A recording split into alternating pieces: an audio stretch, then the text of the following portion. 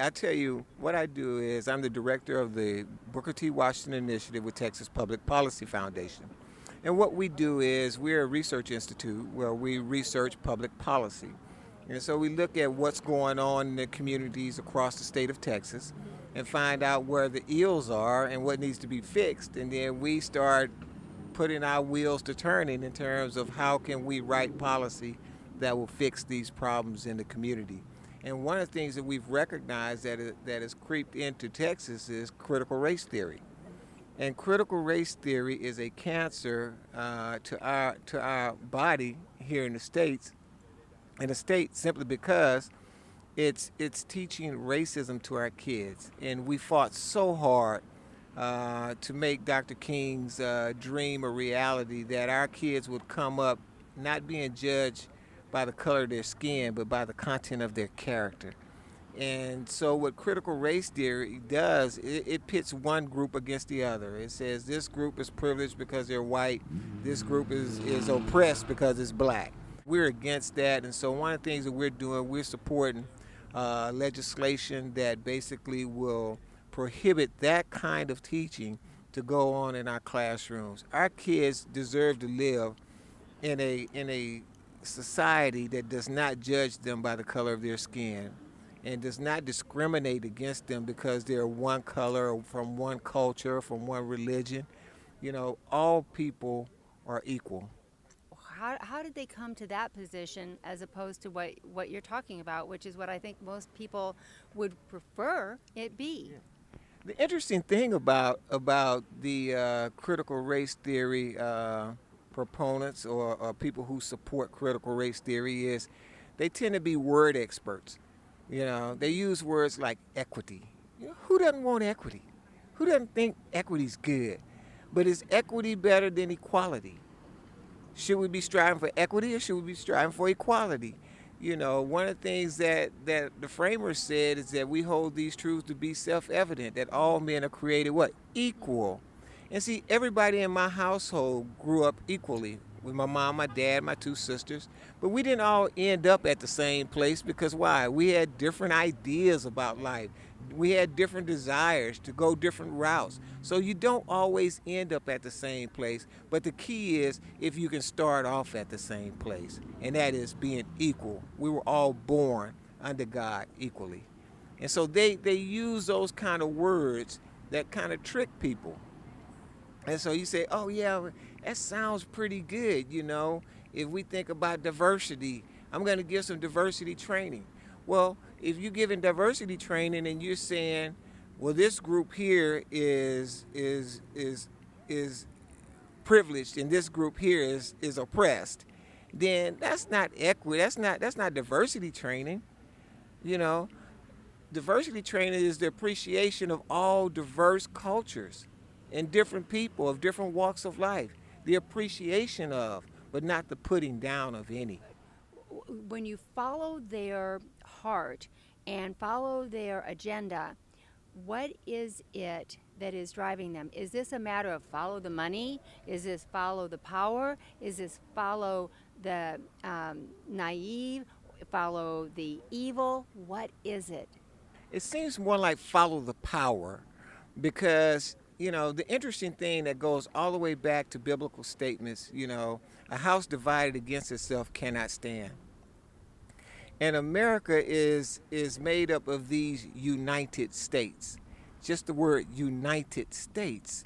And so when you look at Marxist training and socialist training, those things, those trainings and those theories and those belief systems are designed to put one group against another.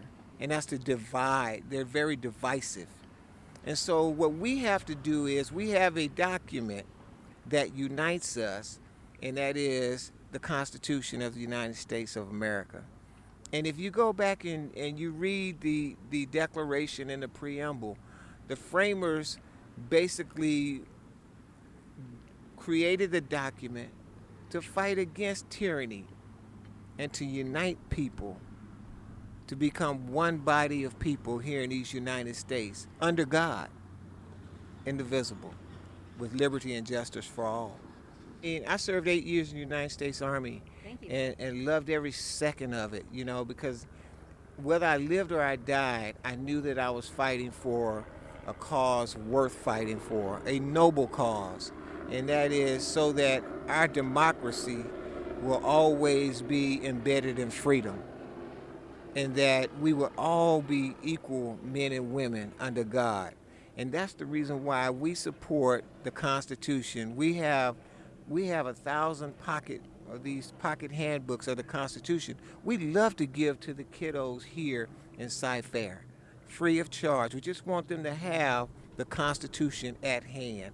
And that's one of the things that I would like the school board to do, is allow us to give these pocket constitutions out for kids. All the NBC, ABC, CBS, all these, big dollars coming in. Why not provide something like this as their message?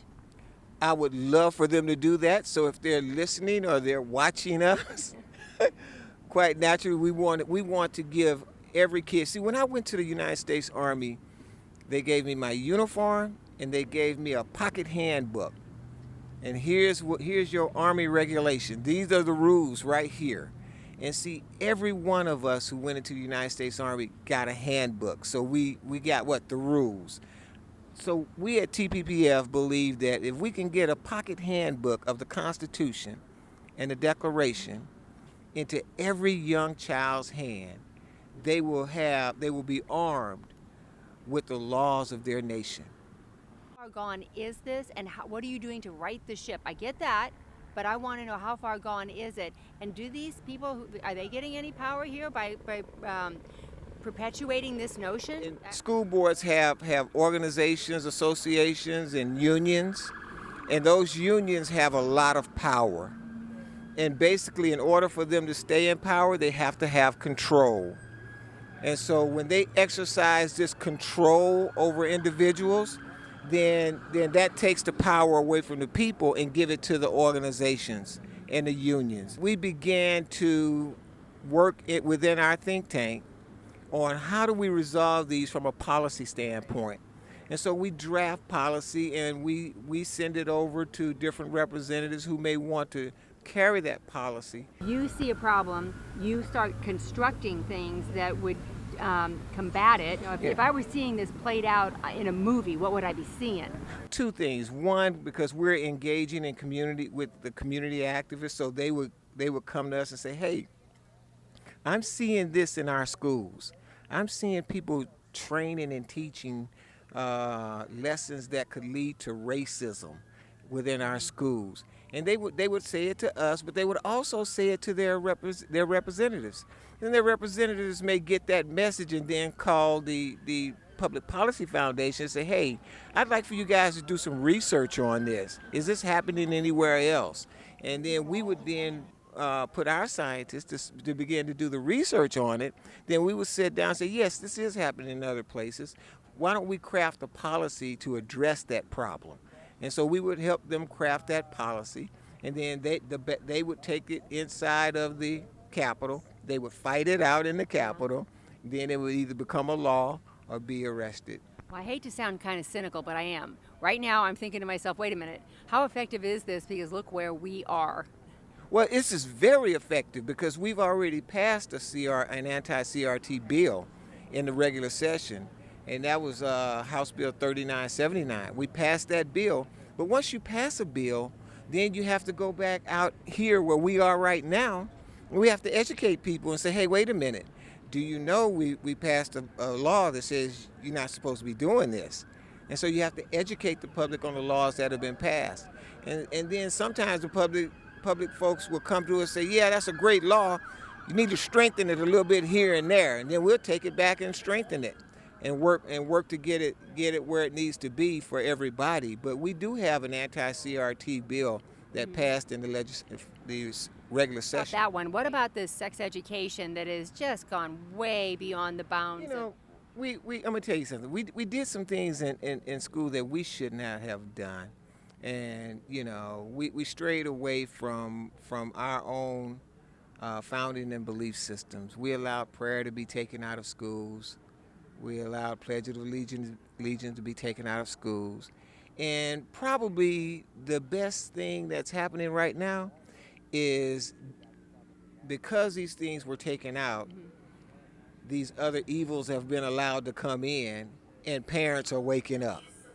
And so now the sleeping giant is waking up and saying, wait a minute, hold up. We're going to put a stop to this. And we're going to stop it at any cost. And that part I'm loving, because parents are now becoming engaged. They're becoming active. We have street activists. Matter of fact, we're challenging school boards across the state and school board members across the state and letting them know that they work for the people. So the people are waking up. They're a little resistant to that message, aren't they? Well, they hadn't heard it for a while. Yeah. But now they're beginning to hear it, and we're starting to see school boards being challenged, school board members being challenged, and the people are starting to say, look, I'm going to run for school board. You won't listen to me? I'm going to run against you, and I'm going to run for school board. And that's what we should be doing. That's our democracy, and I love it. Okay, so when you think about the people who could really help implement and guide and direct and create change. And they can go to texaspolicy.com and click on any area that they want to engage. If it's criminal justice reform, if it's education reform, if it's healthcare reform, if it's energy, just go to texaspolicy.com. And then we also have another site, is keeptexastexan.org. What is the message there? KeepTexasTexan.org. But what does it mean? Well, we're as Texans, we have a Texas state of mind. We're wholesome people. We're very humble people. We're helpful people. We're law-abiding people, and we're people who look out for our neighbors. And we love our country. We love our country. All right, so what's the best thing that you'd like to see happen for the state of Texas? I'd like to see us continue to work hard to eradicate CRT, critical race theory, wherever we find it, which is racism. Is what these folks are doing out here right now. I mean, they're at their school board, they're at the school board meeting. They're walking right in there and they're saying, hey, I want to make a change. I want to make a difference. I see something happen, I don't appreciate it, and I want to eradicate it out of here now. Or if you don't do it, then we're going to replace you. And what is their response when they see people coming with this totally new agenda? How are they threatened? They're probably threatened, and then once people get threatened, they start hiding things. And so once they start hiding things, then, I quit your policies, I quit your trainings, and I quit being a cog in a machine that tells me to push highly politicized agendas on our most vulnerable constituents, the children. And they don't want other folks to know because they think it's something wrong. But if it's something wrong, we need to fix it. That's what Texans do. We stand together and we fix our problems. We don't hide. When we saw the last year when everybody was sent home and teachers took on a persona of, I'm not going back in the classroom, or all that stuff. Everybody else was couldn't wait to get back to work. So where's that attitude now? Do you have a sense of that? Yeah, I think the teachers want to get back into the schools right now. I think the teachers union is making this hard press for them to stay out. But they're really making a strong case for school choice. And so what we need to do right now is elevate the voices of school choice. We need to magnify the voices of school choice out there right now. We need to push that harder in our legislative policies, all the way, and then push it up from the state level all the way down to the local levels. Richard, if people don't understand why you're for this, explain it. They don't understand why I'm for school choice? Yeah, explain, if they're not for it, explain why you are and what they're missing. I'm going to tell you the reason why I'm for school choice is because it opens the door for a variety of learning approaches for kids, and it makes sure that every child gets a great opportunity to follow the Texas Constitution, which is a fair, free, and equitable and efficient education. That's what school choice does for us. And it doesn't limit any child to a zip code. It opens the door, and if the teachers don't want to be there at that one place, there's another place where teachers are, and they want to be there, and the children can go there and learn and grow and flourish. So at the end of the day, to me, that's called parental freedom, and giving parents the freedom to choose the best educational opportunities and options for their children. Who's against it? Is it the school boards? Is it the unions? Is it the teachers? Who's against? The unions. So the It's the union- teacher. The teachers' unions are the main proponents of opposition to school choice. You know, because they have the unions are very wealthy and they're very powerful in terms of wealth and influence, and so their ideas to keep the status quo the way it is. You know, and that's the wrong idea. They don't put kids first. You know, we have the organizations like AFT, American Federation of Teachers, but we also have American Federation of Children. There you And go. so, hey, go support American Federation of Children. I don't want to sound like a commercial, but it is the truth. We have an organization out there across America that's putting kiddos and children first, and that's what we ought to do. And that's what we do also at Texas Public Policy Foundation. We put children first. Parents are afraid of cancel culture. Businesses are afraid of it. You say, stop, stand up, be a part of this. Don't back down to that. Am I right on that? You're exactly right on that. Don't worry about being canceled. Look, no one can cancel you. Jesus loves you. And this is your country. And this is your state. No one can cancel you. Don't be afraid. You're with the right team. You're with the right team. It's bigger than you know, and it's better than we can imagine. You got it. I love it. Thank you. Thank you. What I a really pleasure. appreciate it. 200 protesters made the mile-long